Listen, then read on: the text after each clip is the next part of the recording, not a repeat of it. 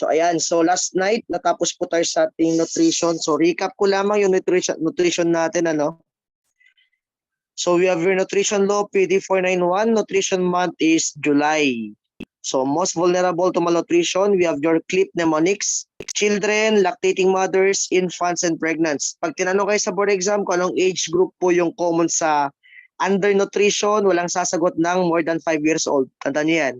Sabi ko sa inyo kagabi, kung lumabas man yan sa board exam ulit, 2 to 4 years old ang piliin ninyo. Huwag kayong lalagpas ng 5 years old kasi 1 out of 3 children in the Philippines is stunted.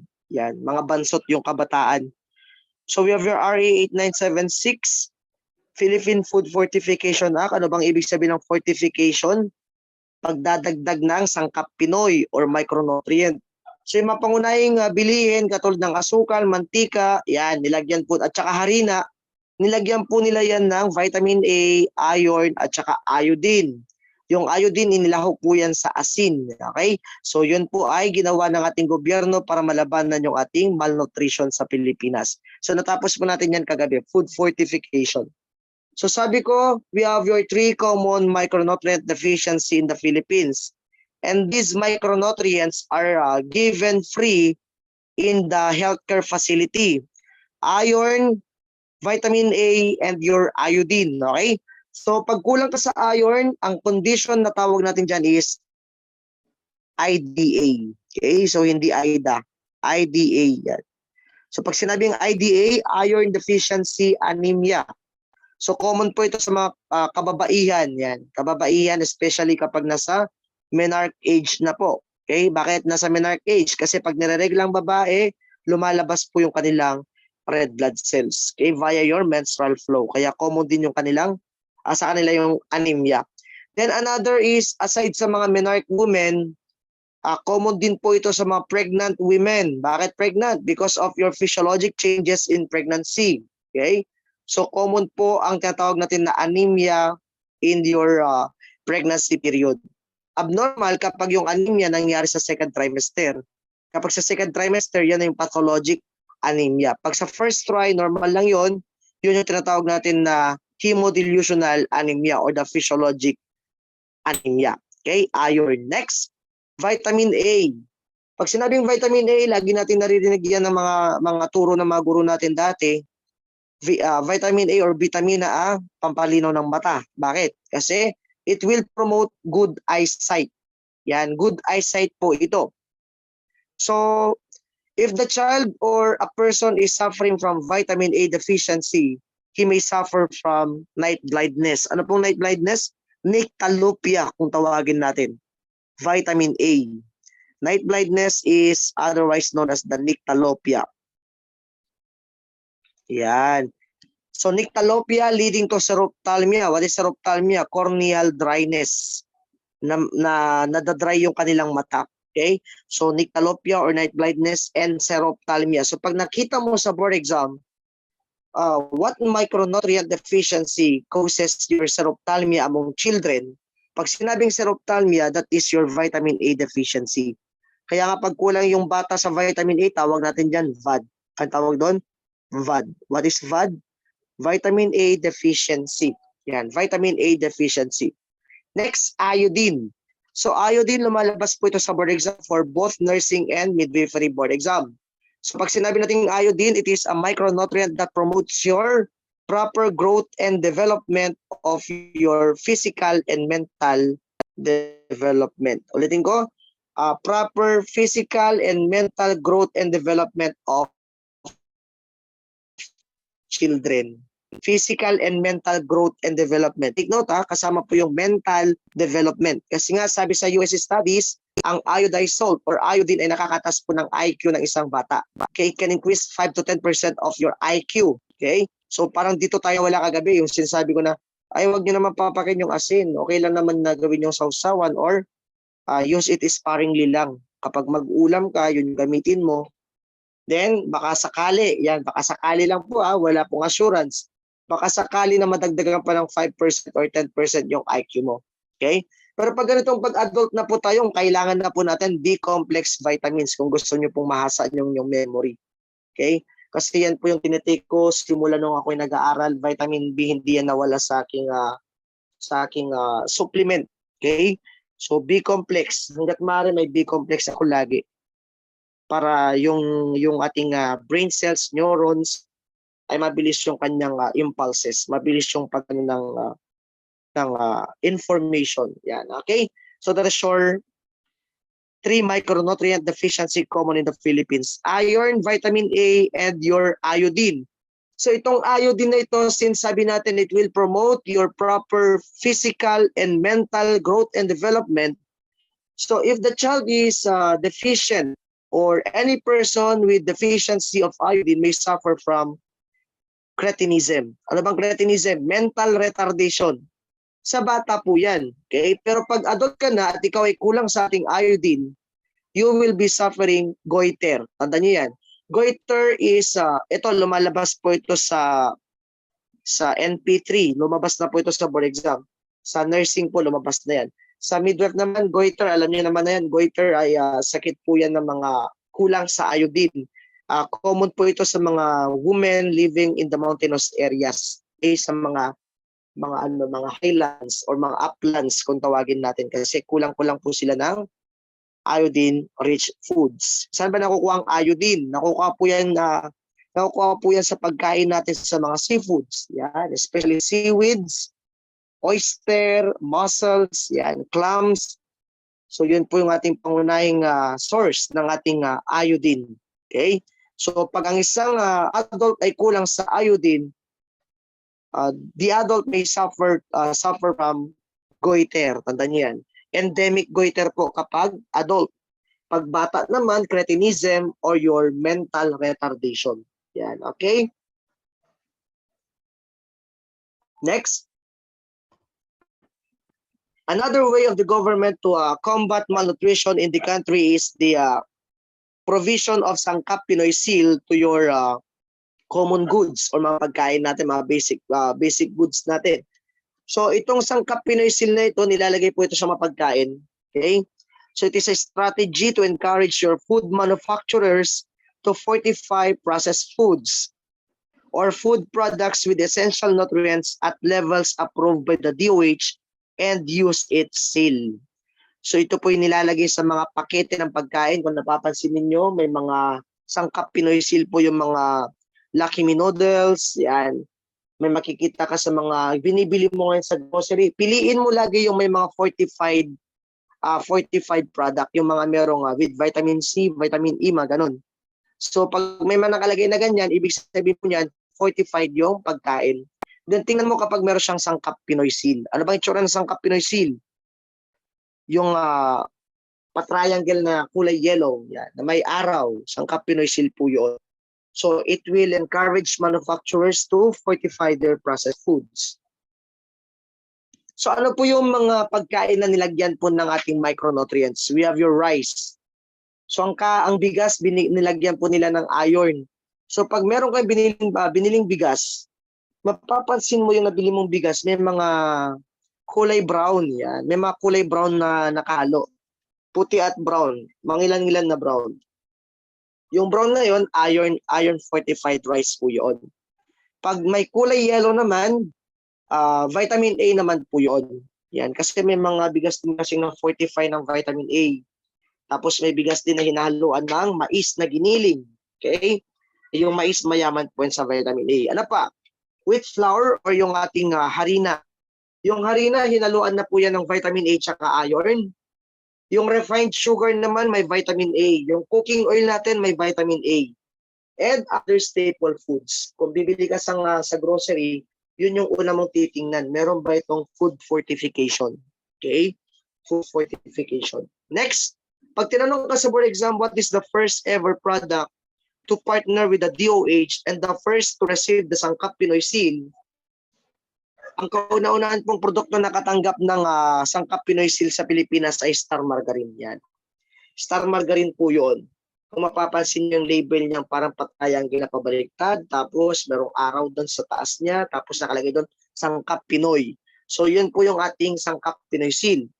So pag tinanong sa board exam, ano daw yung unang pagkain na nakatanggap ng Sangkap Pinoy Seal? Star margarine po yan. Okay, star margarine. Again, so ano yung mga pagkain na meron ng food fortification, rice, wheat flour, refined sugar, cooking oil, and other staple foods. Yan. Yung cooking oil talaga may vitamin A po yan. Especially mga canola oil, yan. Canola. Yan. So yung mga safe na oils lang ang nilalagyan ng fortification. Like your canola, olive, yan. Kasi yung coconut oil hindi po yun safe na panluto. Masakit po yun sa puso.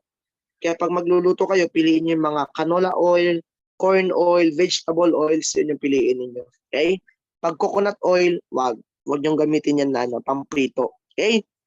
Again, mandatory food fortification, rice with flour, refined sugar, cooking oil, and your staple foods. Yan. First product to receive ang Pinoy Seal, Star Margarine. Okay, Star Margarine. Next, another government support program for malnutrition. We have your Sustansya para sa masa. Ano pa? Pandebida. Anong pandebida? Yung pandesal na may vitamin A. Then yung Nutriban. Yan, Nutriban. So support programs po yan, Nutriban. Next, another is the salt fortification under the Republic Act of RA 8172. Yan. Yung RA 8172, ito yung FIDEL kung tawagin natin or the ASIN law. Anong ASIN law? Act for Salt Iodization Nationwide. So the purpose of your iodization of your salt under your RA 8172 is to eliminate your iodine deficiency disorder. Yan. I think tig-14 yata yung ating iodized salt na maliit. Tama ba? Yan. 14 pesos yung may tatak Fidel. So use salt with Fidel Seal. Ano bang ibig sabihin ng Fidel? Fortification for iodine deficiency elimination. Yan. So piliin mo yung may nakasulat na malaking letrang Fidel. Kung ikaw ay papunta sa grocery at magtingin-tingin ka ng asin doon na iodized salt, tingnan mo yung iodized salt na may tatak Fidel kasi hindi lahat ng iodized salt may tatak Fidel. Tandaan yan.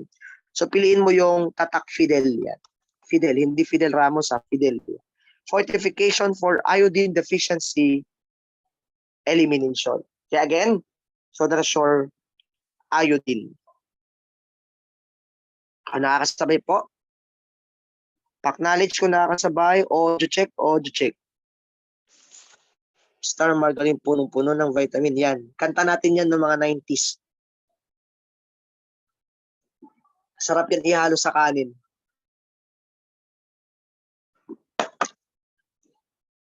Palm oil, hindi maganda. Iodine deficiency disorder. Yes, IDD.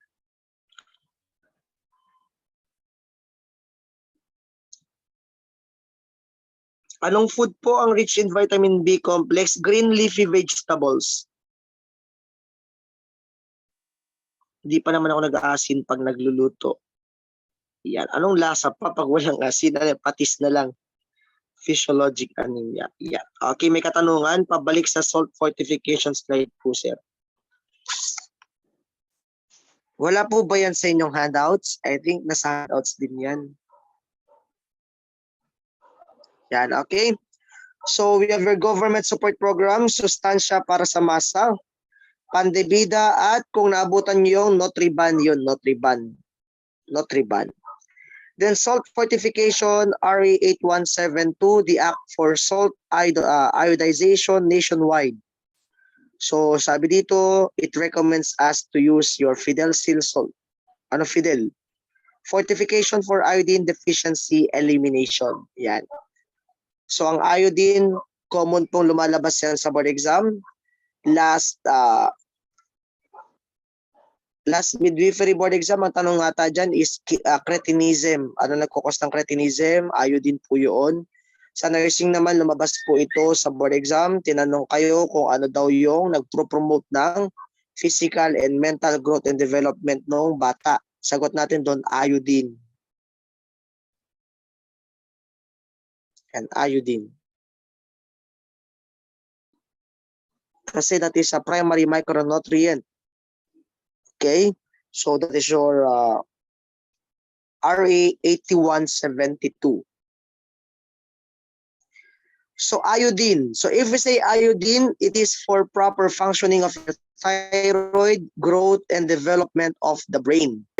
So iodine deficiency is a leading cause of preventable brain damage and reduced IQ among children worldwide.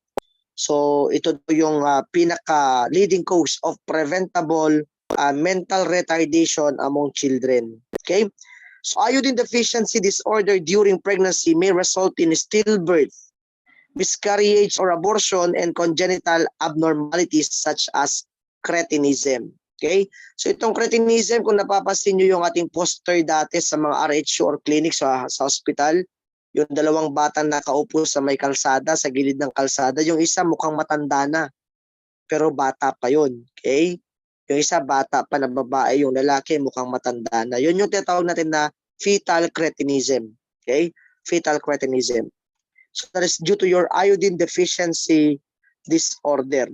So pag tinanong ka sa board exam, kung meron kang IDD, anong ibibigay natin sa bata? A, vitamin A, B, iron, C, folic acid, or D, iodine. Siyempre, iodine. Ang tawag mo doon, IOC. Yan. What is IOC? Iodized oil capsule. Yan. So take note ha. IDD give IOC. What is IOC? Iodized oil capsule. So your capsule is containing 200 milligram of iodine. And that is given 1 capsule for 1 year. So pare-parehas lamang po yan, mapabata, matanda. 200 milligram iodine po ang binibigay natin. Kunwari bata, meron siyang iodine deficiency, 200 milligram once a year. Babaeng matanda or adult, 200 milligram once a year. Lalaking matanda or adult, 200 milligram once a year. Pare-parehas lamang po yung kanyang dosage. Mapabata, mapamatanda. Once a year lamang po yan. Okay? So ano tawag natin sa binibigay? IOC. So pag may IDD, give your iodized oil capsule or your IOC or iodized capsule. Huwag niyo kakalimutan yan. So yun. So sabi ko kagabi, pag ikaw ay gagamit ng iodized salt, alamin mo muna kung meron kang thyroid disorder. Kasi pag ikaw ay merong hyperthyroidism, hindi ka pwede mag-take ng iodine.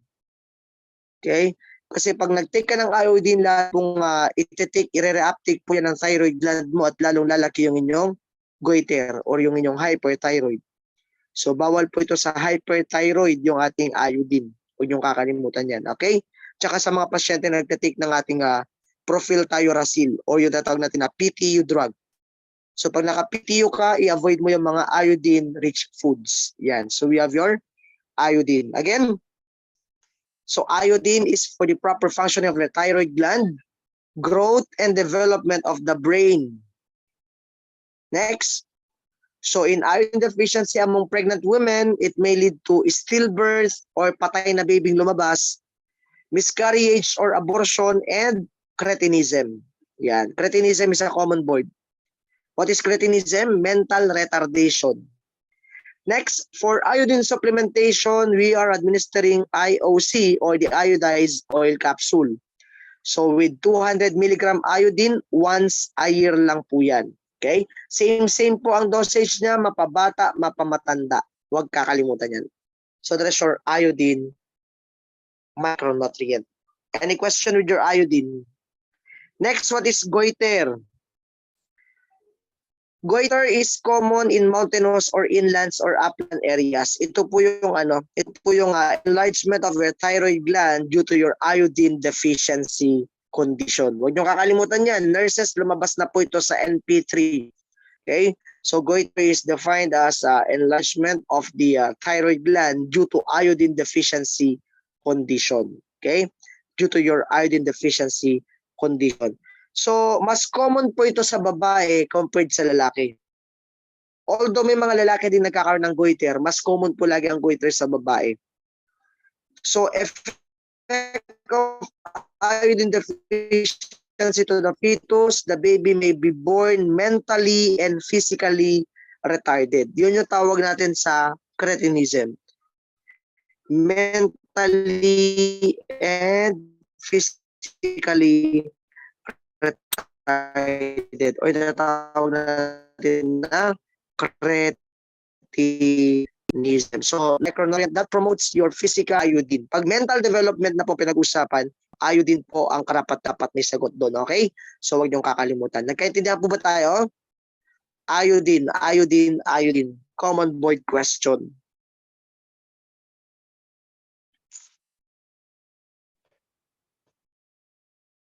Sir, not clear po. Nag-start na pagka-choppy si Sir. Choppy na ako, wait lang. Ayan.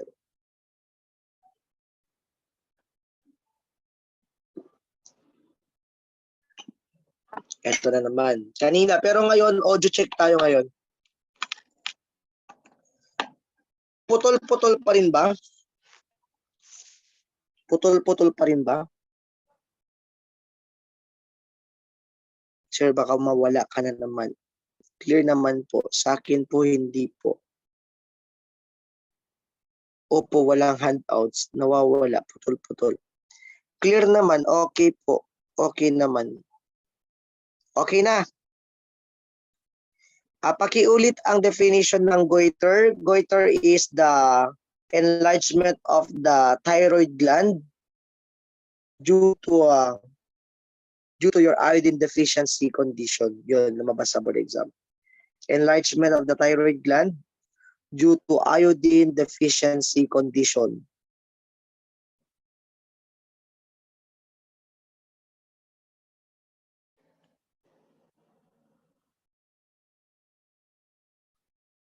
Wala ba yan sa handouts? Nasa unang handouts pa yan. I think nasa unang handouts pa ito.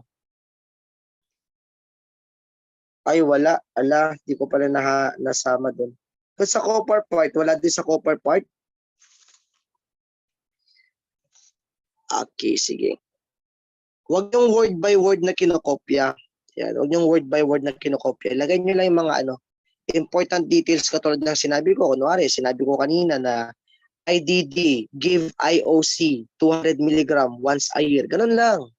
Para nagre-reseta ka lang. Tapos ilagay mo lang dyan, goiter, enlargement of thyroid gland due to iodine deficiency condition. Ganun lang.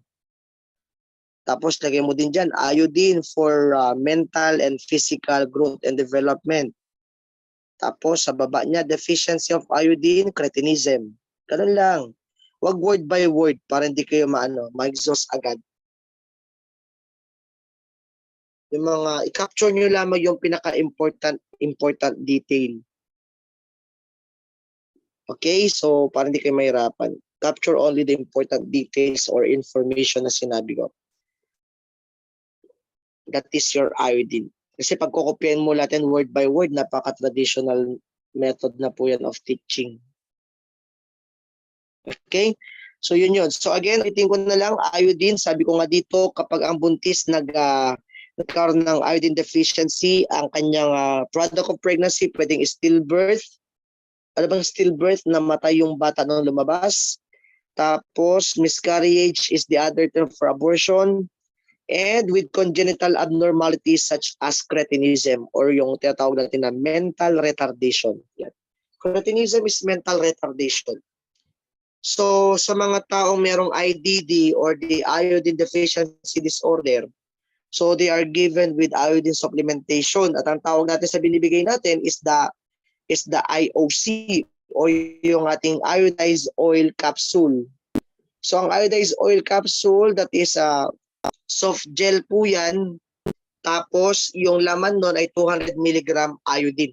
So, same ang dosage ng ating iodized capsule sa mga children, adult. Yan. Children and adult. Pare-parehas lamang po yan. Sir, pati buntis 200? Yes. Pare-parehas lamang po ang binibigay natin. Mapabuntis, hindi buntis, or mukhang buntis, yan. 200 mg po lahat yan. So, one capsule for 1 year. Yan, okay? So, galiin din natin mag-take ng iodine. Huwag lamang sa mga taong may hyperthyroidism. Kasi kapag hyperthyroid ka kasi, yung thyroid gland mo parang uhaw ng iodine na kapag nag-take ka ng iodine, lalamunin niya agad yan. Kakainin niya agad yan. I-re-uptake niya agad yan. So, lalong tatas na naman yung inyong TSH hormones. Ay hindi, yung inyong T3 and T4. Yan, kasi ang TSH mo sa hyperthyroid is mababa eh. Ang mataas sa'yo ay yung thyroid hormone. T3, T4. Yan. Okay? So, huwag niyong kakalimutan yan. So, bawal ang iodine sa may hyperthyroidism. Nagtitake ng PTU drug or the propylthiouracil drug for hyperthyroidism. Yan. Goiter, common in mountainous or inlands or upland areas. Kasi nga, pag bulubundukin yan, wala namang mga seafoods masyado dyan. Inaangkat pa yan galing sa baba. So, common yung ating tatawag ditong endemic goiter. So, endemic goiter is common among girls than in your boys. More common among women than in men. Yan. So, tandaan yan. Pag ang bata pinanganak na merong iodine deficiency ang nanay, the baby may be born with mental and physical retardation. At ang tawag natin doon, fetal cretinism. Yan, fetal cretinism. Huwag niyong kakalimutan. Fetal cretinism ang tawag doon. Pag kulang ka saan? Pag kulang ka sa iodine. Next, let's talk about your obesity. So, obesity is also a problem in nutrition. So, pag ikaw ay obese, you are also considered as malnourished. Hindi lamang po yung mga undernutrition or yung mga undernourished yung kino-consider natin na malnourished. Yung mapayatot, hindi lamang po yung may stunted, hindi lang po yung mga wasted, yung malnourished. Pati yung mga obese, malnourished po yung mga yan. So pag sinabi natin obese, that is your WHO criteria with a BMI of more than 30. Okay? So pag more than 30 na ang BMI mo, that is obesity na. Yan.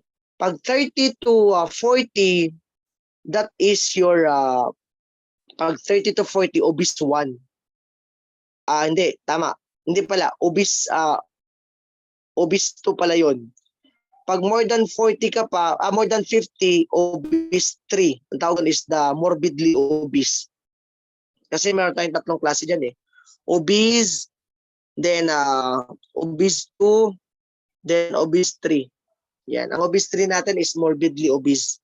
Yung mga meron ng BMI of more than 50. Yan. Okay? So, sir, what is normal BMI ba? Ang normal BMI po is kapag ikaw ay gumamit ng WHO criteria, normal BMI is 18.5 to 24.9. That is the normal BMI or the body mass index. Yan, normal BMI. 18.5 to 24.9. Yung computation niyan, ma-discuss natin yan sa nutrition in funda. Tsaka yung other classifications ng BMI. Kasi meron tayong other classification eh. Ang ating other classification yan, ONO. Yan, ONO. Yan, ONO. Yan, ONO mnemonics. ONO po. Underweight, normal, overweight, pre-obese, and obese. Yan po yun. Underweight, normal, overweight, pre-obese, at saka obese. Kaso nga lang, pag titingnan mo yung ating criteria sa WHO, wala po silang pre-obese classification. Yan, wala. So, ONO, obese agad yan. ONO, obese. Underweight, normal, overweight, then obese. So, i-discuss ko yan sa funda para hindi mahalo-halo. Pag sinabi mong underweight, less than 18.5 po yun. Pag normal, yan, 18.5 to 24.9. So, obesity is a risk factor for many chronic diseases, including heart disease. Yeah, so pag ikaw ay tumataba, you are high risk for heart diseases, cancer, hypertension, and diabetes. Yan. So mga chronic diseases, ito po yung pinakaisa sa strongest risk factor natin, obesity. So pag tinanong ka sa board exam, what is the strongest risk factor of heart disease? You can't answer obesity. Hindi naman siya yung strongest risk factor dyan. Ang strongest risk factor ng heart disease is atherosclerosis. Huwag niyong kakalimutan yan. Atherosclerosis ang pinaka-strongest risk factor ng heart disease. Sa cancer, ano naman yan, smoking ang pinakaisa dyan. Sa diabetes, yan yung sagot mo sa board exam, obesity. Pag tinanong ka sa board exam, what is the most common predisposition of of your diabetes? Ang sagot mo, obesity. Kasi yan po talaga yung isa sa pinaka-strongest risk factor ng diabetes mellitus, especially DM type 2. Yan. Diabetes mellitus, strongest risk factor or predisposition is obesity. So, meron tayo ditong ABC for healthy nutrition. Ano bang ABC for healthy nutrition? Lumalabas sa board exam. ABC means aim for fitness. Aim for fitness. Letter B, build a healthy base. And letter C, choose sensibly. Ano ibig sabihin ng mga yan? Aim for fitness. Dapat i-aim mo yung normal BMI mo na 18.5 to 24.9. So, yun yung ating tatandaan. So, build a healthy base. Kailangan ang base mo lagi, healthy ka lagi. Nag-exercise, nakain ng proper nutrition lagi. And choose sensibly. Pag mamimili ng pagkain, check the labels. Yun yung ibig sabihin nun. Check the labels. Kapag choose sensibly, check the labels. Read your ingredients or labels of your foods na binibili sa grocery store. Yan. Tingnan mo ilang calories ba yan, ilan ba yung sugar niyan, ilan ba yung fats niyan, para iwas tayo sa katabaan. Especially kapag sedentary na yung lifestyle mo, tapos mahilig ka pang kumain ng mga chichirya, yan, junk foods, pasintabi sa mga kumakain ng junk foods, mga kumakain ng mga cupcake, mga cake, mga cookies. So yan yung mga hindi malayo na pagdating ng mga 3 buwan, 4 na buwan ay lumulobo na sila agad. Bakit? Kasi nga, puro mataas sa saturated fats yung kanilang kinakain. Yan. Tapos, mataas din sa triglycerides. Mataas din sa sugar. So, kung mapapansin nyo, pag mahilig kayong magkape ng 3-in-1,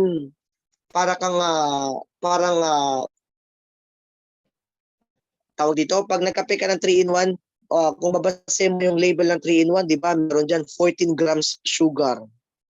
O di kaya 15 grams sugar. Minsan nga, meron pa dyan 17 grams ang sugar.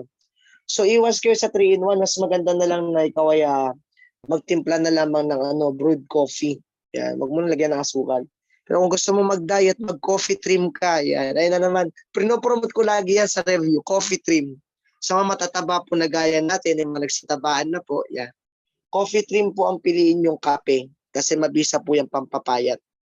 Oo, mababa lang ang sugar niyan. I think 4 grams lang ata yun or 5 grams lang yata. Coffee trim, kulay blue po yan. Makikita mo yan sa Mercury, Watson at saka sa Robinson Supermarket. Maganyan. Nag-flag na ako. Hindi po ako ano diyan ha. Pero nakita ko lamang yung effect ng coffee trim kasi ako din po ay merong slow metabolism na. Yan, mabagal yung metabolism ko kaya pag ako napasobra sa kain, tsaka napasobra sa tulog, medyo tumataba bigla-bigla. Yan. So isa yung way ko doon para ma-manage yung aking obesity is nag-inom ako ng kapeng coffee trim yan para ma-maintain yung ating fitness. Pero pag di ka mahilig magkape, yan, good yan para sa iyo. Maganda yan. So sino dito yung katulad kong addict sa kape? Kakasabi ko pa lang pero nagkakape na siya ngayon. Mag-black coffee na lang, wag mag-sugar. O, tama. O sa board exam, nurses dati, lumalabas yung coffee syndrome na yan. Bakit daw gustong-gusto ng mga tao ang kape?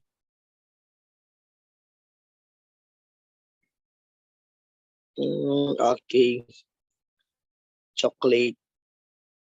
Yan, obesity is problem also. So tandaan niyo, pag tinanong kayo ano daw ang pinaka-strongest risk factor ng diabetes, ang sagot niyo is obesity. So there are 3 somatotypes or body types. Meron tayo tinatawag na ectomorph, endomorph, at saka mesomorph. So ano po itong mga body types ito? Sir, kailangan ba natin aralin yan? Yes, lumalabas po ito sa fundamentals. Yan.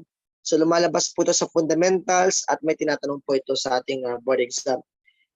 I think ang lumabas dati is endomorph. Yung endomorph central obesity ang tinanong dati. So yun, endomorph ang lumalabas sa board exam. Yan, endomorph. Lumabas na yan sa board exam. Central obesity. Pag sinabi mong ectomorph, ito yung mga lean and long and thin body with difficulty in building muscles. Mga skinny kung tawagin natin, may skinny persons, mga payatot, yung mahaba yung katawan na payat. That is your ectomorph person. Ang endomorph naman, na-accumulate po yung fats nila sa kanilang katawan. Yung trunk nila, yung tumataba. Pwede maliit yung ulo nila, manipis ang mukha, pero pag tinignan mo yung kanyang katawan, sobrang taba. So, ang tawag mo doon, endomorph. Ang tumataba, yung gitna. Okay? Gitna ng katawan. Kumbaga kapag hindi mo naman pwedeng sabihin na Cushing's yan. Kasi ang Cushing's is mataba buong katawan. Ito ay hindi. Yung mataba lang ay yung kanyang trunk area o yung kanyang body. So kung titingnan mo siya, naglalakad siyang parang peras. Bakit parang peras? Maliit at manipis ang ulo pero pabilog na yung katawan. Dito sa part ng kanyang waist area, naiipon yung taba. Okay? So meron siya ditong tendency to store body fat, especially dito sa hip area or sa belly area. So mesomorph naman ang tawag natin sa mga muscular and well-built body. Yan. Ito yung katawan ng mga nagma-muscle building. Yan, mga athletes at saka nagma-muscle building, yung mga nag-gym. Yan. So mesomorph has a high metabolism and responsive muscle cell. So minsan kasi nakadepende rin po ito sa ating basal metabolic rate eh. May mga tao kasi na mabagal ang kanyang BMR. Yan. Tulad ng sabi ko, pag ikaw ay lumagpas ng edad 20, 20 years old pataas, bumabagal po kasi yung ating BMR. So yun. So pag mabagal ang BMR mo tapos hindi ka pa masyadong active sa exercise habit, yan. So lalong tataba ka. So yun, okay? So pag mesomorph person ka, meron kang high metabolic rate and responsive muscle cells. Anong itsura po nila? Ganyan po ang itsura nila. Ectomorph, mesomorph, and your endomorph. Kung titinan mo, yung mesomorph, yan yung pinaka-fit. Okay? Pinakamagandang katawan dyan. Yung endomorph, yan, madami yan sa labas. Kung pag lalabas ka dyan, makikita mo yan. Ang daming endomorph yan. Daming endomorph. Kasi nga, problem na sa Pilipinas yung ating obesity. Okay? So, we have your ectomorph, mesomorph, endomorph. Alin po kayo dyan? Alin kayo dyan?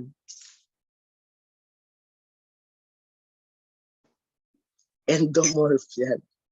Wala po. Bakit wala? Dapat meron pa rin. Endo. Wow, meso si Ma'am Emmeline. Endo.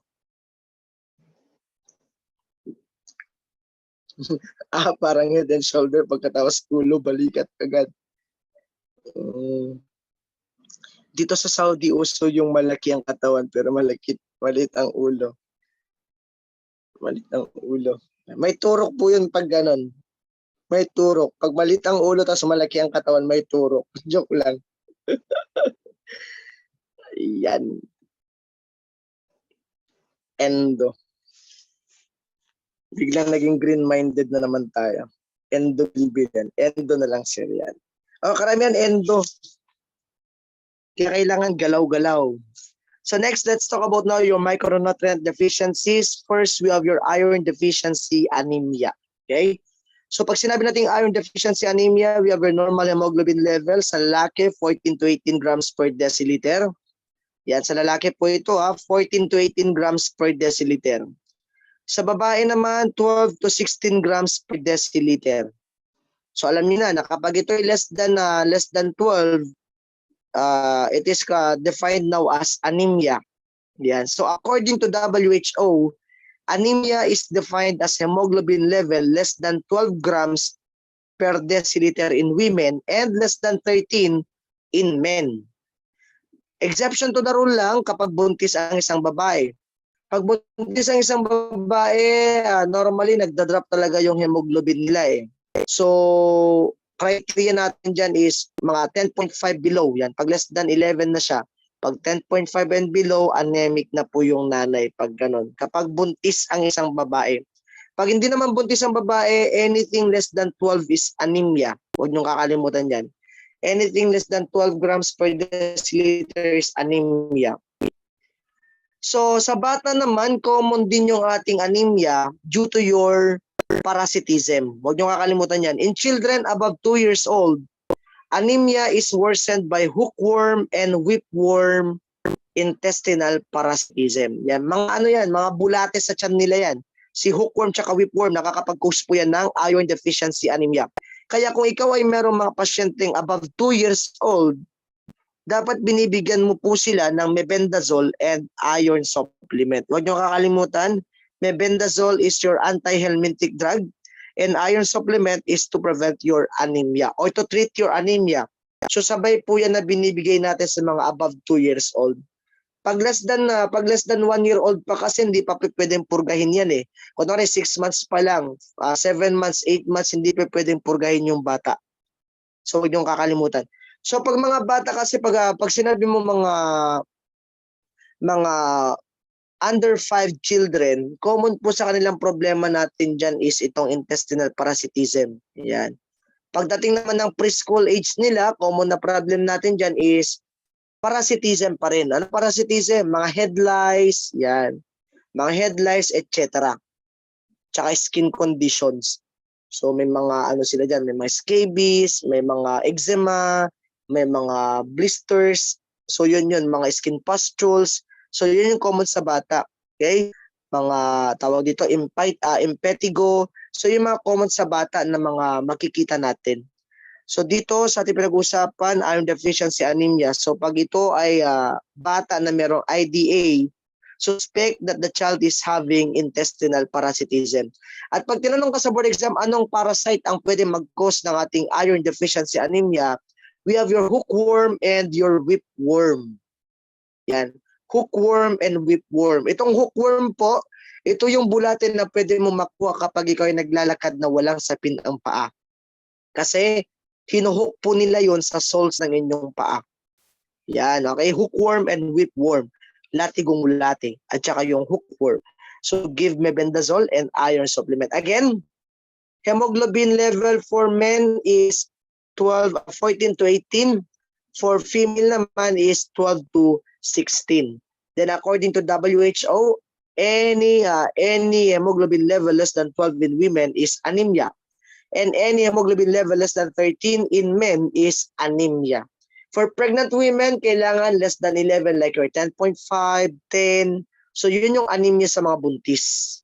Okay, anemia na yun sa mga buntis. Pag less than 9 na yung kanyang hemoglobin, severe anemia na yun. Kunwari, 7, 6. So that is a severe anemia already. So huwag niyong kakalimutan. O, nagets po ba yung iron deficiency anemia natin? Iron deficiency anemia. Choppy, sir. Ala. Audio check.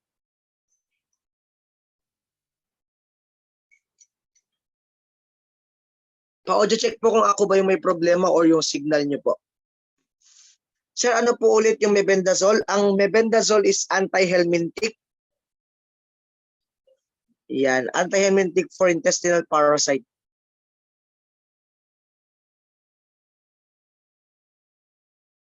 Yan. Anti-helminthic. Ayan, clear naman daw. Siguro signal nyo din minsan yung nagcha-choppy. Or nagcha-choppy ako paminsan-minsan. Okay. So sabi ko kanina, kapag ikaw ay merong iron deficiency anemia, we have your risk individuals. Women at childbearing age. Sino ba itong mga nasa childbearing age? Always remember, ang ating reproductive age sa Pilipinas ay nasa edad 15 to 49 years old. So 15 to 49 years old, napaka-common po itong iron deficiency anemia na to. Yan. Also with your old age or elderly. Ano pa? Menstrual and GI bleeding. Kapag ikaw ay nire-regla, yan, ikaw ay naglalabas ng dugo, syempre. At yung dugong yun may RBC tsaka yun, may RBC po doon. So nagkukos po yan ng anemia. Ano pa? Enteric parasitism. Example, hookworm, ascaris, and the trichoris. Trichoris is the whipworm, mabulate. And not enough iron intake. Yung mga mapili sa pagkain, yan. Isa sa pangunahing dahilan kung bakit ikaw ay nagkakaroon ng iron deficiency anemia dahil mapili ka sa pagkain. Ayaw mong kumain ng gulay. Yan. Ang gulay ang isang pangunahin natin na pinagkukunan ng iron. Kasi dalawa po kasi yung source ng iron. Meron tayong heme and the non-heme sources. Pag sinabi mong heme sources, heme means galing sa karne. Especially mga internal meat organs like the liver, atay. Huwag niyong kalimutan. Ang atay sobrang ganda po niyan na source ng iron. Heme and the non-heme. Pag sinabi mong heme sources, yan yung best sources of iron. At saan po galing yan? Animal source. Galing po yan sa animal sources natin. Example, karne, red meats, lean meats, internal meat organs like your liver, your gizzard, yan. Heme ang tawag doon. Heme sources of iron. Pag non-heme sources of iron naman, mas poor nga lang ng absorption. Yung heme kasi easily absorbed by the body. Yung non-heme, poorly absorbed by the body. Galing po ito sa mga plants. Plant-based po ito. So pag sinabi mong plant-based, dito mo na makikita yung mga kamote, saluyot, malunggay. So yun yung mga matataas, munggo. So matataas sa iron. Okay? So munggo, saluyot, kangkong, kamote. So non-heme sources of iron po yun. So kailangan na kumain din tayo ng gulay at mga karne para tumaas yung ating iron level. Okay? Sa dagat naman, ang mga pagkain naman na mayaman sa iron is fish and mussels. Anong mussels? Tahong. Yung tahong mataas din po yan sa iron. Okay? Kasi nga kulay pula. Yan, iron, mataas yan sa tahong at saka sa isda. Kapag sa mga seafoods. Okay, so naintindihan po. Ulitin ko Risk individuals for your iron deficiency anemia. Women at childbearing age, 15 to 49 years old is considered as the reproductive age. Yan po yung reproductive age sa Pilipinas. Old age or elderly. A person with menstrual and GI bleeding. Kasi nga, pag nagla ka, naglalabas ka ng dugo. Enteric parasitism, like your hookworms, ascaris, and trichoris, or the whipworm. And person with not enough intake of iron. Okay? Pag tinanong sa board exam, what are the sources of iron? Pag heme sources, yan yung best absorbed or easily absorbed sa katawan ng tao. Galing po ito sa mga animal sources natin like your lean meats, red meats, and liver products. Sa non-heme naman, plant-based po ito. Galing yan sa kamote, kangkong, saluyot, munggo, yan. So yun po yung matataas sa Pilipinas na source of iron. Kamote, saluyot, kangkong, munggo. Huwag kakalimutan. So yun po yung mapagkain mataas sa iron. Okay? So that's your non-heme iron sources. So what are the signs and symptoms of iron deficiency anemia? Maputla ang isang taong merong anemia. Okay? So pag tinanong ka sa board exam, saan mo titingnan yung kanyang pallor? Kasi one of the hallmark sign of your anemia is pallor, paleness. So tatlong paraan or tatlong ways para tingnan mo kung siya ay may pallor kapag titingnan mo sa kanyang palm. Yan, sa palms. Ano pa? Sa kanyang buccal mucosa. Buccal mucosa. And sa kanyang conjunctiva.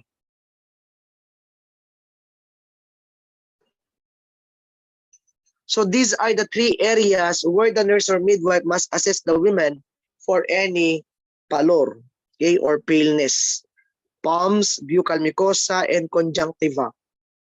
Pag maputla po yan, ibig sabihin po niyan baka mababa po yung kanyang hemoglobin. Ano pa? Isang palatandaan din ng merong iron deficiency anemia is anorexia. What is anorexia? The loss of appetite or the lack of appetite. No appetite. Anorexia. Anorexia, loss of appetite. Walang ganang kumain. Next, lightheadedness or dizziness. Lightheadedness or dizziness, nahihilo. Yan, nahihilo siya. Kunwari, sudden movement causes dizziness. Kunwari, ibinaling lang niya yung kanyang tingin sa kaliwa, bigla siya nahilo. Bumangon lang siya sa pagkakaupo, nahilo po siya. That is a sign of your iron deficiency anemia also. Ano pa? Easy fatigability. Kunwari, easy fatigability. Kung dati naakyat niya yung 7 steps sa stair nila or sa hagdan nila, ngayon, pangalawang palapag pala ng hagdan, hinihingal na po siya. That is a sign of anemia. Okay? Easy fatigability. And nail brittleness, yung kuko, tinan mo yung kuko. Kapag brittle yung nail, that is a sign of anemia. Another one is enlargement of spleen. Yung lapay, lumalaki. Yan. Spleen. Next, shortness of breath. Shortness of breath or easy fatigability, isa po yan. Next, sore or cramped muscles. Yung tatawag natin na restless leg syndromes. Pag masakit lagi yung kanyang mga paa, yan, lalo na yung calf region niya. So that is a sign of your iron deficiency anemia. Again, so we have your paleness mnemonics. We have your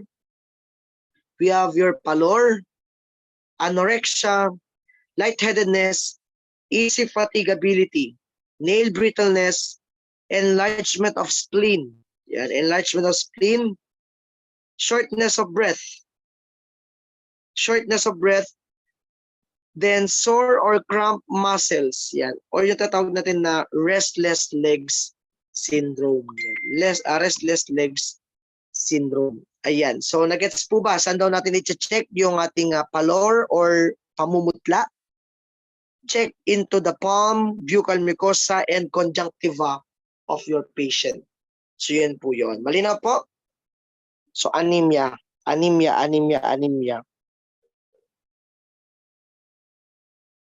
Yan. So, yung mga nangungupya, yan, kopyahin nyo po yan. So, pag magkakandak ka ng physical assessment mo, nurse, or midwife sa ating patient na meron tayong suspect na na merong iron deficiency anemia, check mo yung tatlong area. The palm of your patient, the buccal mucosa, or yung kanyang oral area, yung buccal mucosa niya. Next, the conjunctiva of the eye. Pag maputla yan, then submit your patient to CBC. Ipa-CBC mo siya. Ipa-check mo yung kanyang hemoglobin count. Yan, ipa-hemoglobin count mo siya. Then tingnan mo kapag ito ay less than 12. Pag less than 12 sa babae, anemia yan. Pag less than 13 naman or 14 sa lalaki, that is anemia naman yan. So huwag niyong kakalimutan. Malinaw po? So huwag kakalimutan, anemia. Lumalabas sa board exam. Sir, yung mga supplements na may iron po, saan po siya bilong? Nanheme, hindi po, wala po siya, hindi po siya kabilang doon. Supplements po siya kabilang. Food supplements. Sir, anong kaibahan ng albendazole at mebendazole? Ang albendazole ay mas malakas po kay mebendazole. Yan. Si albendazole, yan yung hinahati mo pa. Depende sa edad ng bata.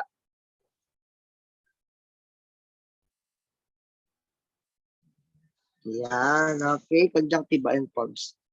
Next, to prevent or to manage your iron deficiency anemia, we have your food sources here. The 4L mnemonics. 4 Ls. Liver products, lean and red meats, legumes. Anong legumes natin? Legumes, ito mga buto na ito. Mga buto ng munggo, buto ng sitaw. O, di ba? Pag mahilig kayong kumain ng munggo beans, so yan, mataas po yan sa iron. Huwag niyong kakalimutan yan. Munggo beans, garbanzos, lima beans, so mataas po yan. Munggo beans. Leafy green vegetables like your kamote, kangkong, malunggay, and saluyot. So yan po yun. So mataas po yan sa ating iron micronutrient, liver product, lean and red meats, legumes, leafy green vegetables, mga dahon-dahon. Sir, paano? Anong pipiliin namin, sir, kung naglaban po yung liver at saka yung kamote? Ano pong isasagot namin? Sige daw. Ano tinanong ka, what is the best source of iron for an infant age 11 months old. Tingnan natin. Ano yung sasagot nyo? Liver or kamote? Best source po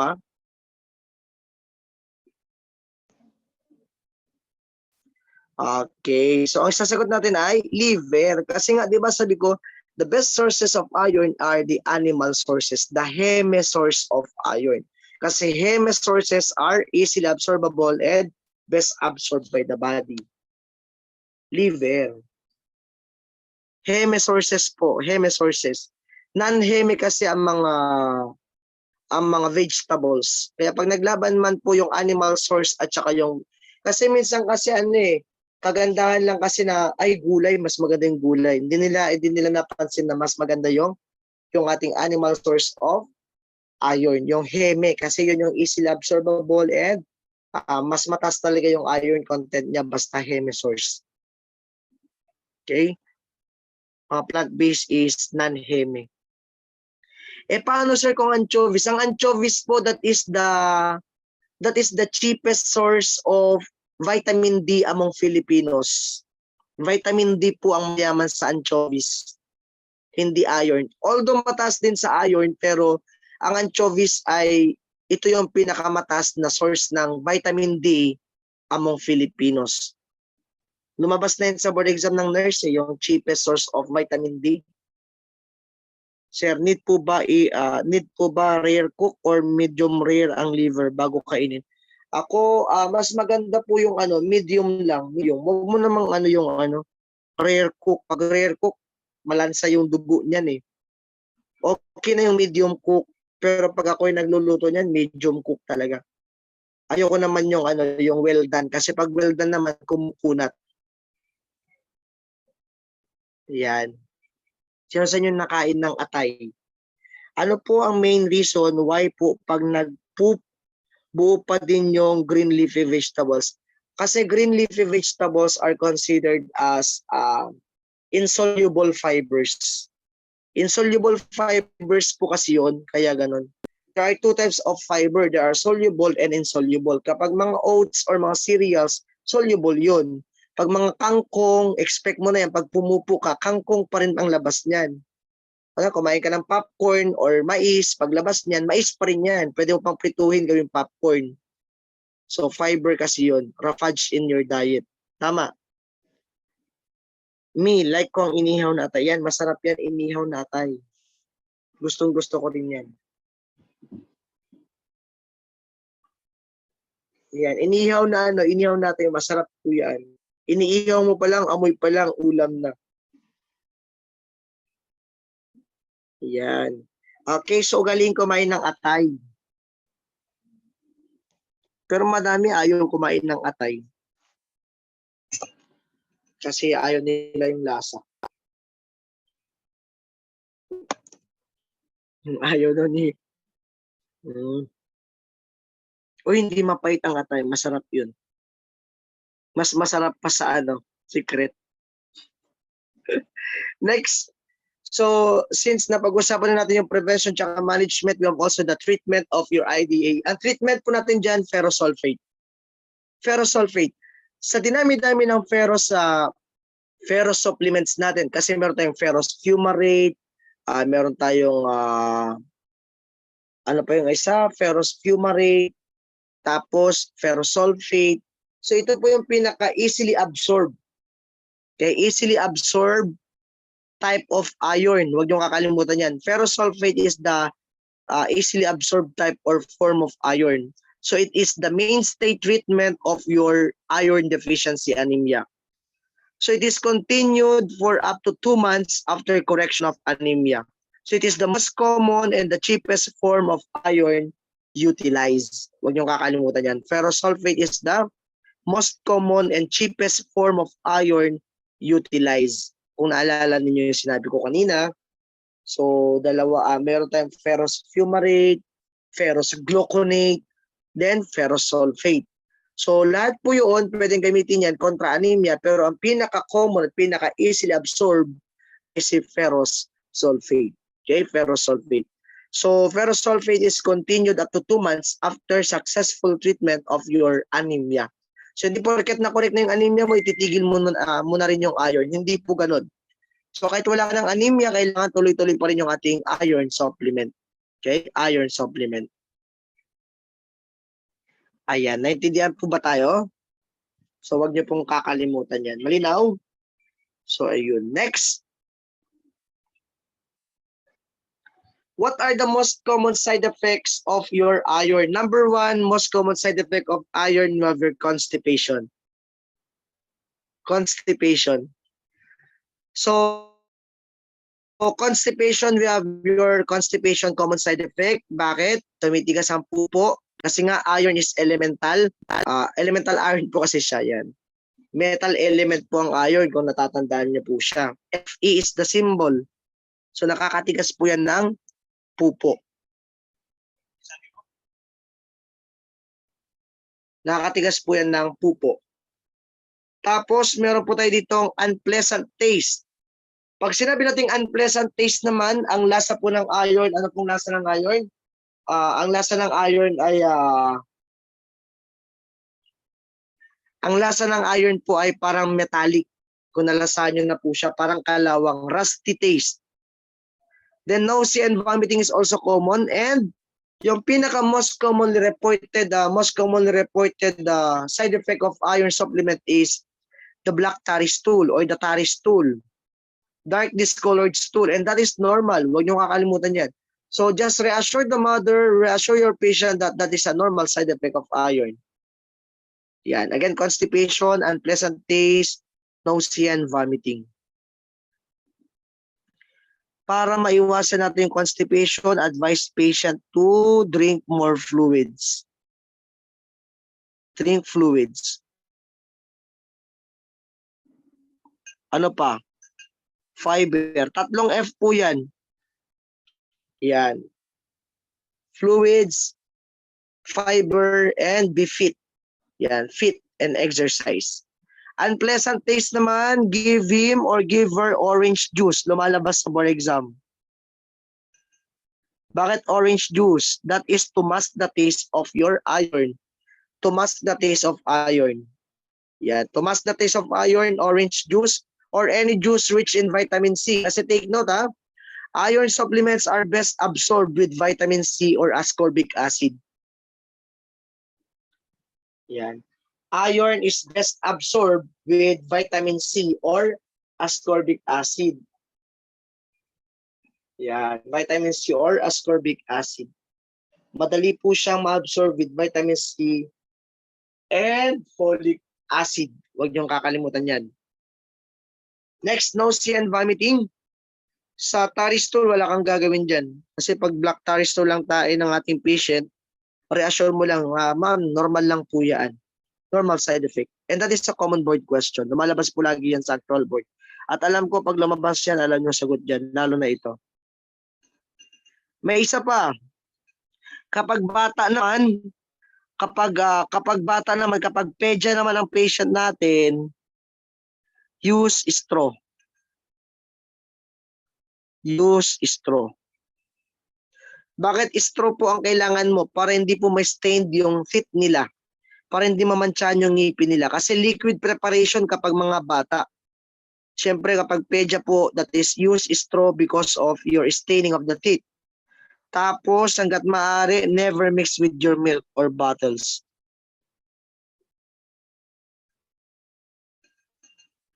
Never mix with milk or bottle. Ito lumalabas po ito sa board exam. Huwag niyo po itong ihalo sa milk or bottle ng bata. Again, pag pediatric yung patient, anong i-advise natin? Use straw. Bakit straw? To prevent staining of the teeth. And advise mothers or the caregiver not to mix your iron supplement with your milk or your bottle. Bawal pong i-mix yan sa milk kasi hindi ma-absorb yung iron supplement. Kasi iron is best absorbed with acidic environment. Yan, acidic environment. Pagtanungin niyo po, when is the best time to take iron? Empty stomach. But due to your gastric upset, take it with meals. Pero pag babasahin mo na sa libro, pinaka the best time po is sa gabi. kapag matutulog ka na. Hours of sleep, pinaka the best time to take your iron. Kasi acidic yung environment kapag matutulog ka. Kaya bago kayo matulog, mag-stress tabs kayo bago matulog. Para yung iron ma-absorb ng maigi. Ganun, okay?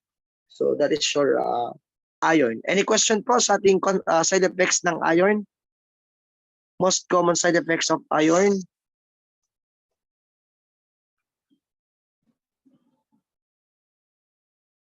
Sir, what's the best time to take vitamins? Depende po yan sa vitamin. So, sinabi ko sa iron, the best time is empty stomach. But in any case na nakaramdam ka ng gastric upset, nagsuka ka, nagtae ka, yan, take it with meals na lang. Pero according to books, mas the best daw na take yan kapag empty ang stomach, especially at night time. How about B-complex? Pag B-complex po, 2 to 3 times a day yan. Depende kung anong B-complex yung supplement mo. 2 to 3 times a day.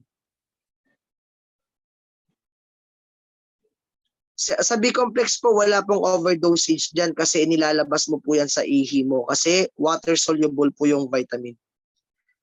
Neurobion. Wala pong overdosing dyan kasi pag nag-take naman ng, kunwari na nakalimutan mo na doble mo yung dose mo sa B-complex, uminom ka lang ng maraming tubig para maiihi mo yung sobra. Fish oil, yung malalaki yan, no? Yung fish oil. Sa gabi ko tinitake yan dati. Nakakatikim lang ako ng fish oil kapag may padala yung auntie ko. Yung malalaki, yung hirap inukin. Farex.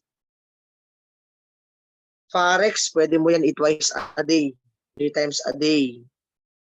Yung Memo Plus, twice a day, umaga tsaka gabi.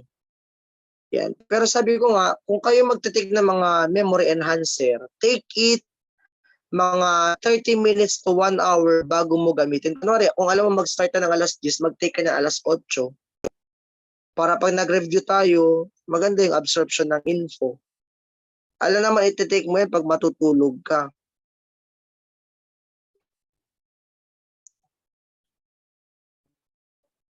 Yes, stress tab, okay po yan. Nakakabata din po yan. Sir, ano po ba ang the best memory enhancer? Memo Plus Gold.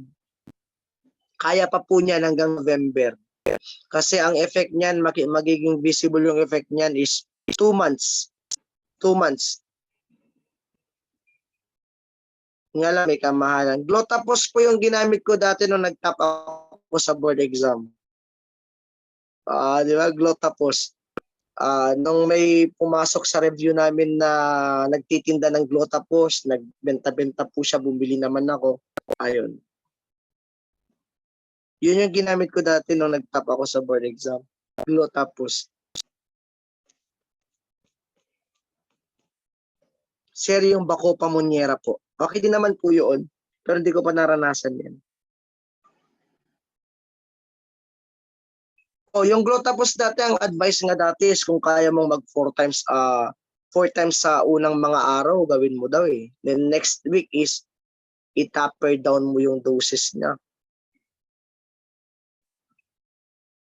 Twice a day lang yan para. Kung nakakaramdam kayo ng sakit ng ulo habang naka-B-complex kayo, uminom lang kayo ng maraming tubig. Kasi water soluble po kasi yan, kailangan mo uminom ng maraming tubig. Top 7.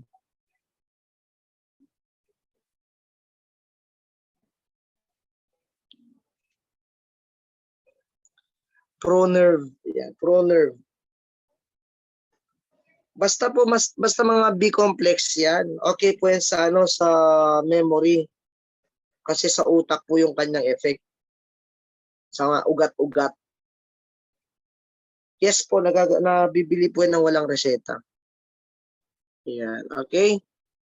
Next, vitamin A deficiency. So after ng ating IDA, we have your vitamin A deficiency. We have your causes of your deficiency, number 1. Number 1 lagi dyan, inadequate intake of your rich foods. Hindi ka masyadong nakain naman dito ng mga dilaw na gulay. Yan. Di ba yung mga dilaw na gulay, mga kalabasa, carrots, yan. So yan po yung matataas sa ating vitamin A. So pag di ka mahilig kumain yan, so mababa yung vitamin A mo sa katawan. Ano pa? Lack of fats or oil in the diets. Ito lumabas po ito sa board exam. Always remember ang mga vitamin A, D, E, K or added vitamins, mga fat solubles po yan. So pag ikaw yung nagtatake ng mga supplements natin na vitamin A, vitamin D, vitamin E, vitamin K, siguraduhin mo din na ikaw ay kumakain ng fats or oil. Meron kang fats or oil sa iyong diet. Kasi useless kahit nagsusupplement ka kung iniwasan mo naman kumain ng matataba or mamantika. Yan. Kasi walang absorption na magaganap. Kasi it can be absorbed only by fats. I think lumabas na po ito sa nursing board also. Lumabas sa NP2, yung vitamin K. Ano daw dapat ang i-take para ma-absorb siya? Sagot doon, fats. Yan. Tapos sa midwife naman, vitamin A, rampant po yan sa board exam. So bawat nababasa nyo dyan, lumalabas po yan. Okay? So next, we have your number 3. Rapid utilization of vitamin A during course of illness. Kapag po tayo nagkakasakit, una pong bumabagsak na vitamin sa katawan ng tao is vitamin A. Why? Kasi yung vitamin A po sa katawan natin, it will support your immune system. So pag ikaw ay nagkasakit, bumabagsak po yung level ng vitamin A. Kaya napapansin ninyo, pag ang isang bata ay nagkatigdas, nagka-pneumonia, nagtatae, binibigyan po yan ng vitamin A sa RHU. Pinapatakan po natin yan ng vitamin A. Kasi there is a rapid utilization of vitamin A during a course of illness. Next, ano pa? Pag ang isang tao ay may liver disorder, mga hepatitis, liver cirrhosis, or etc., so prone po sila sa ating vitamin A deficiency. Why? Because always remember that your vitamin addict, itong addict natin na ito, these vitamins are primarily stored in your liver. So pag may sakit ka sa atay, may problema ka din sa absorption ng ating vitamins A, D, E, K. Kasi diyan po na itatago yung excess amount of your fat soluble vitamins. So liver disorder can also cause vitamin A deficiency. Next, long-term drinking alcohol. Kapag alcoholic ka, bumabagsak din po ang level of vitamin A sa katawan mo. Yan, bumabagsak po ang level of vitamin A sa katawan mo. Kung mapapansin mo yung balat ng mga alcoholic, may pigmentations kasi sira na yung liver din nila. At kapag sira ang liver, bumababa po yung vitamin A. Nakuha po? So huwag niyong kakalimutan. Again, ulitin ko yung ating causes ng vitamin A deficiency. Inadequate nutritional intake, kulang-kulang ang kanilang pagkain sa vitamin A rich foods like yung ating mga carrots, squash, yellow kamote, yellow corn, yan. So kasi yan yung mamatatas sa vitamin A. Tapos, lack of fats or oil in the diets. Kasi kahit ikaw ay nagtatake ng supplements na vitamin A, D, E, K, kung hindi ka naman nakain ng fats or oils, hindi ma-absorb yung vitamin. Next, may sakit. Rapid utilization. Rapid utilization of vitamin A during course of illness. Pag may sakit, mabilis pong maubos ang vitamin A sa katawan. And pag may liver disease, ayun, kasi nga vitamin A is primarily stored in liver. Not only vitamin A, also vitamin D, E, and K. Huwag niyong kakalimutan. Saan daw siya na-store? Sa liver. And number 5, long-term drinking alcohol. It can also lower your liver. It can also lower your vitamin A. Nagets po, causes of vitamin A. Nagets po ba? Pakiulit po yung vitamin addict. Vitamin addict are fat-soluble vitamins and they are primarily stored in your liver. So, for the absorption of your vitamin addict, you need fat or oil in your diet.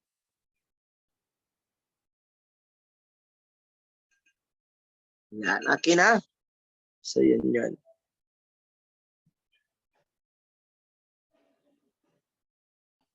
Okay, next.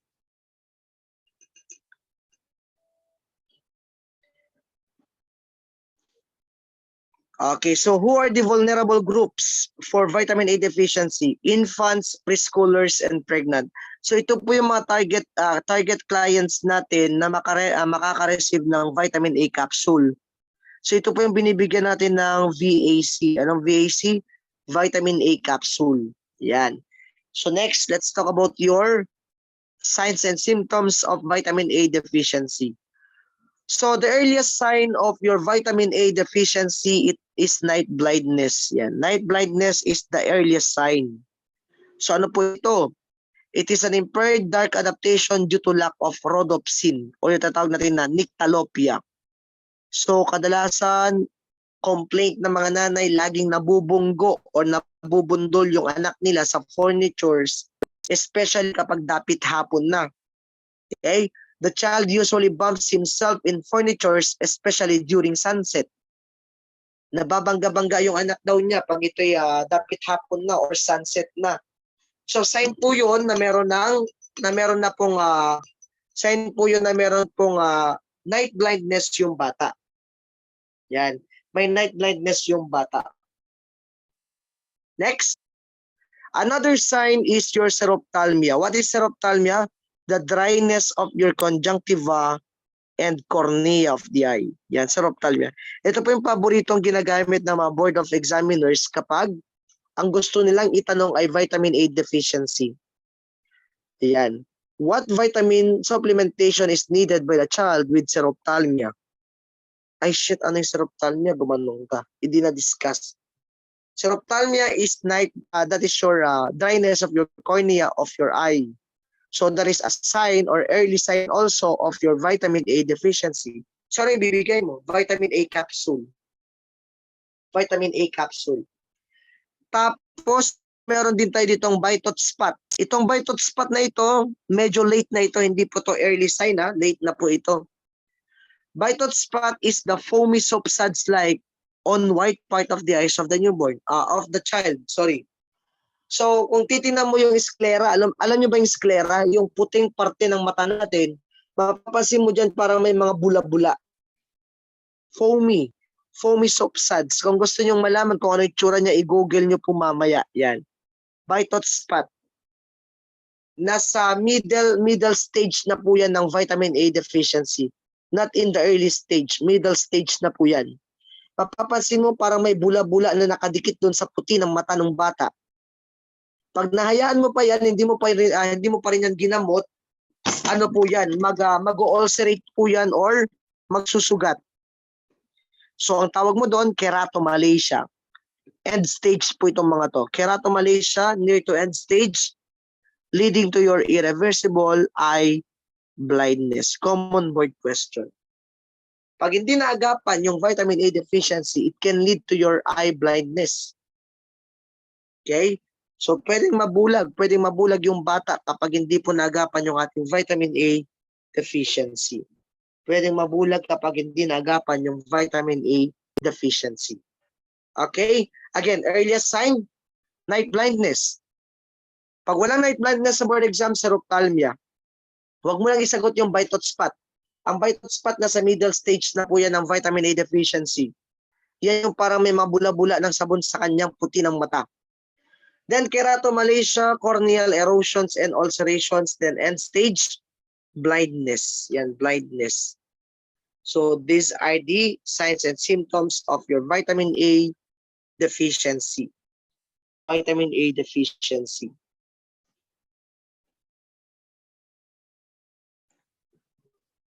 So to prevent your vitamin A deficiency, meron po tayo sa ating RHU or sa ating health facility, yung tinatawag natin na garantisadong pambata, round 1 and round 2 kung alam niyo yun. Garantisadong pambata 1 and garantisadong pambata 2 contains your immunization, contains your vitamin A supplementation of your children. So yun yung nandun sa ating programa. Magpabakuna, magpabitamina A, so that is your garantisadong pambata. 2 beses po ito ginagawa. Every after 6 months. Huwag niyo kakalimutan, every after 6 months because vitamin A supplement will provide protection up to 6 months only. Ilang months lang daw ang protection ng vitamin A against blindness or against your xerophthalmia. Up to 6 months lang po yan. So ito, lumalabas po sa board exam. Supplementation for 6 to 11 months. Give it today 100,000 IU. Kunwari, schedule niya ngayon. Pag pumunta siya sa clinic, bigyan mo siya ng 100,000 IU. Then, sasabihan mo yung nanay ng bata na babalik sila after 6 months. Then, at 6 months after the first dose, give another 100,000 IU. Ang kulay po ng ating vitamin A capsule na merong 100,000 IU ay blue. Blue capsule kapag 100,000 IU. Huwag niyong kakalimutan yan. Pag ito naman ay preschooler or 12 to 59 months, give 200,000 IU. Ito naman yung red capsule. Itong mga capsule na to, ito yung ginugupit natin yung tip tapos pinapatak natin sa mga bata. Okay? So, then another 200,000 IU after 6 months. Again, for infants 6 to 11 months, give today 100,000 IU. That is the blue capsule. After 6 months, another 100,000 IU. That is the blue capsule. For preschoolers naman, or the 12 to 59 months old, give your red capsule. Kasi ang red capsule, meron po siyang 200,000 IU. Then after 6 months, give another red capsule containing 200,000 international unit. Yan, 200,000 international unit. So ito lumalabas sa board exam, itong 6 to 11 months. Pag 6 to 11 months yung ating patient, ibibigay mong dose, 100,000 IU. Pag 12 to 59, 200,000 IU. Ilang beses ka magbibigay sa loob ng isang taon? 2 beses. Baka tanungin ka sa board exam. How many times should the nurse or the midwife administer vitamin A to children? Sagot mo, twice a year. Okay? Twice a year kasi every after 6 months nabibigay tayo ng vitamin A supplementation. Kasi nga, protection against night blindness is up to 6 months only. So that is your vitamin A supplementation. So any question po? Bago natin pag-usapan yung may sakit na sa mata. Paano sir kapag 6 months, blue capsule, nag 1-year-old na po? Ano po? Paano sir kapag 6 months, blue capsule, tapos nag 1-year-old na po? Hindi ko na-gets yung tanong.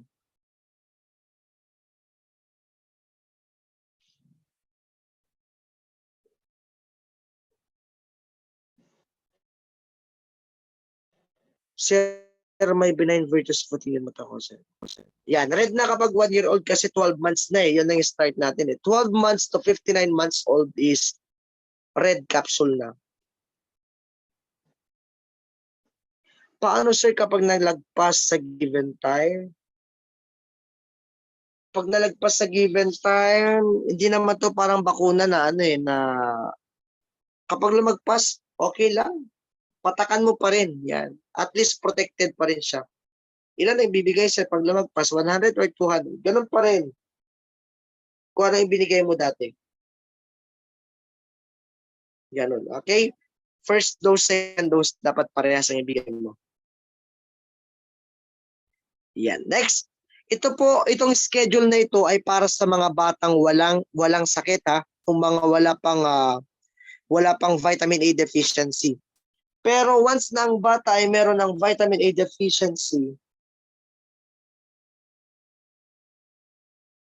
kapag ang bata ay meron ng vitamin A deficiency, ito na po yung schedule niya. Yan.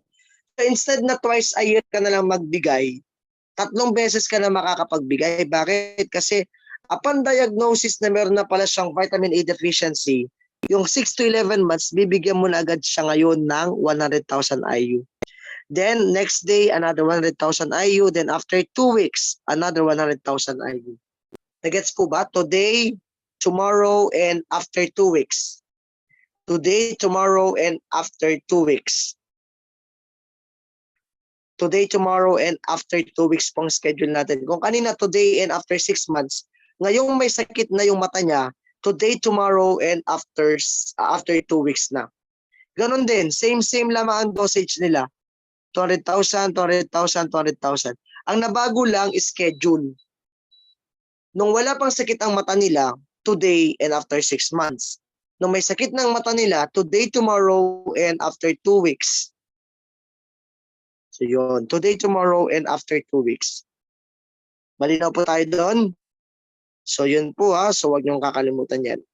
So same lamang ang dosage. Ang nabago lamang yung schedule. Pag wala pang sakit sa mata, 2 beses. Kapag may sakit na sa mata, 3 beses na. Today, tomorrow, and after 2 weeks. Ayan. Oh, screenshot.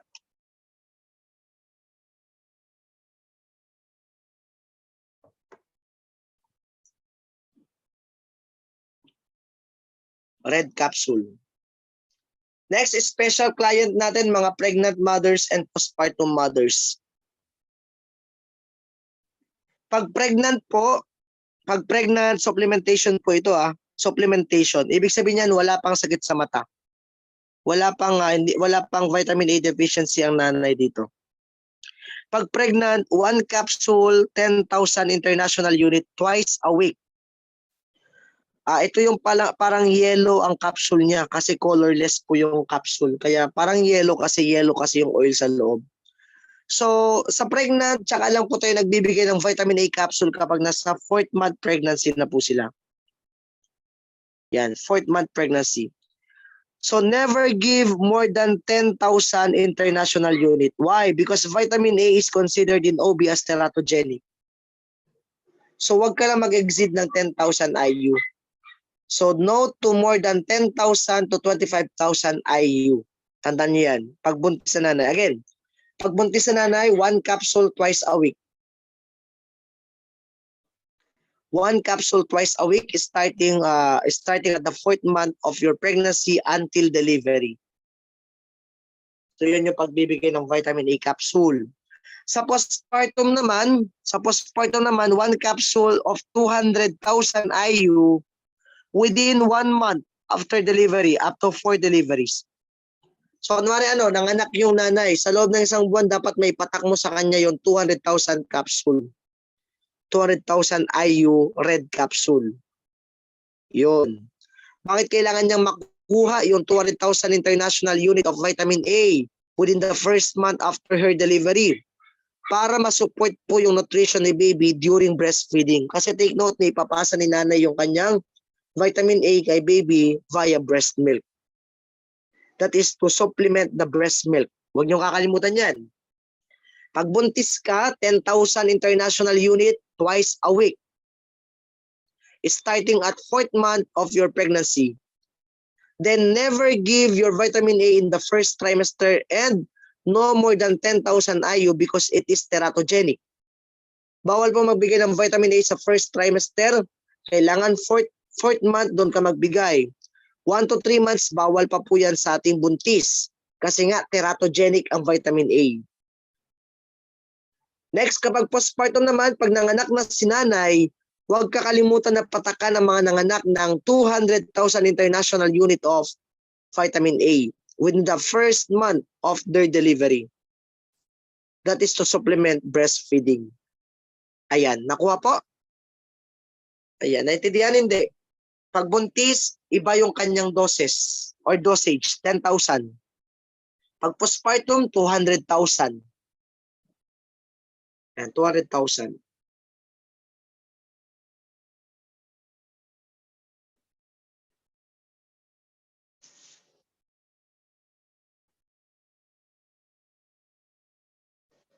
What is teratogenic?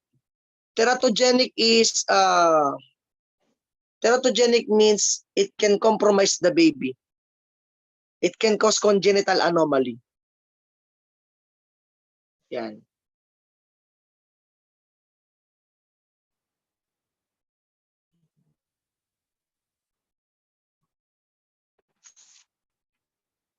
At po, pakaki muna. So time check. 9:46. So matatapos natin itong micronutrient deficiency. Tapos bukas, nurses, rationalization tayo ng diagnostic test. Bukas.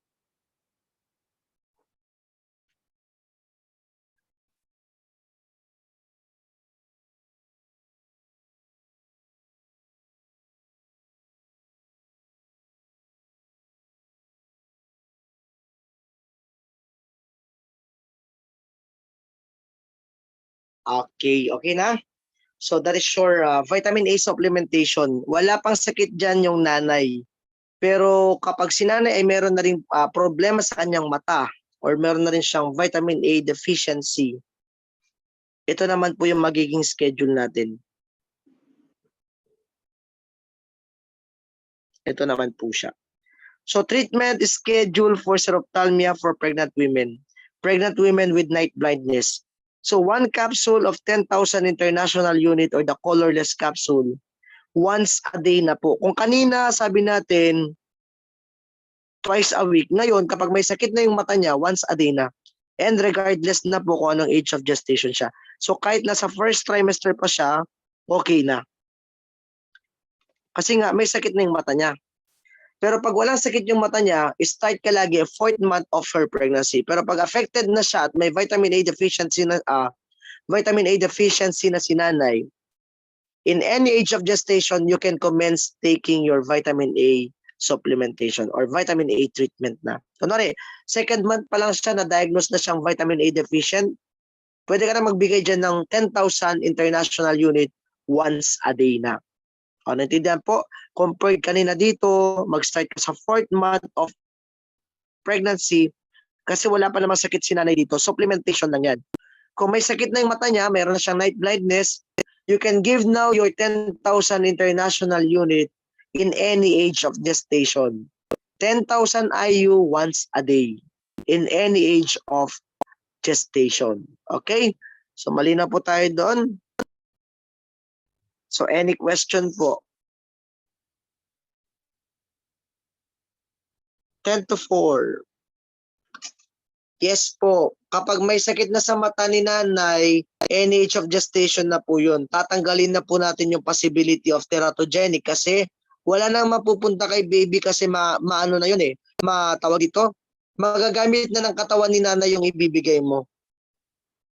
Kasi may sakit siya eh. So gagamitin ng katawan na ni nanay yung ibibigay mo.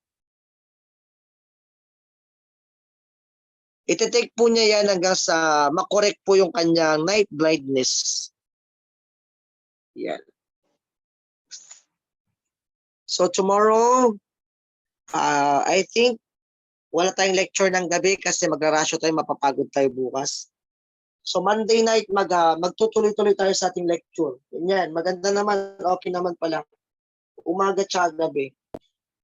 Tuloy natin sa gabi ng Monday itong ating hindi natapos sa part ng CHN. Para at least ay nagagamit pa rin natin yung ating oras. Kailangan kasi nating habulin yung ating concept. So ano man hindi natin matapos sa CHN, ituloy natin sa gabi. So bukas, magpapahinga ang midwife. Kasi bukas 10 a.m. to 4 p.m. nurses lamang ang may pasok. Then make sure na nasagutan nyo na po yung diagnostic test niyo. Yan. Kunti lang naman na ang ating CHN PHC. Ang kulang na lang dyan is yung ating sanitation at saka yung ating COPA. Family health. Kunti lang naman ang family health. So mga 2 nights lang, tapos na yan. Monday, Tuesday nights. Tapos na natin itong CHN. Pero sa umaga, kung ano nasa schedule, yun yung ating ile-lecture. Okay? Para hindi tayo mawala sa track. So, ayan. So, that is your serophthalmia. Bukas, 10 a.m. tayo. 10 a.m. to 4 p.m. So, mga hindi pa nakakasagot ng diagnostic test, sila pakisagutan na po ngayong gabi para bukas ay ready na po tayo sa ating rationalization. pwedeng mas maaga po tayong matapos kung kung mas konti lang yung ating rationalization. Kasi 100 lang naman yun.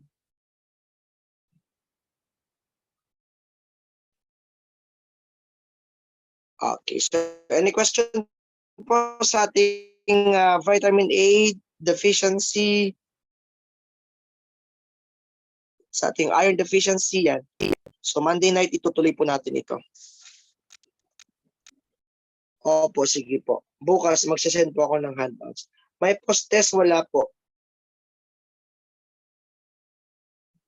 Walang post-test para next session natin, yun, may post-test tayo para mas marami akong pwedeng itanong sa inyo.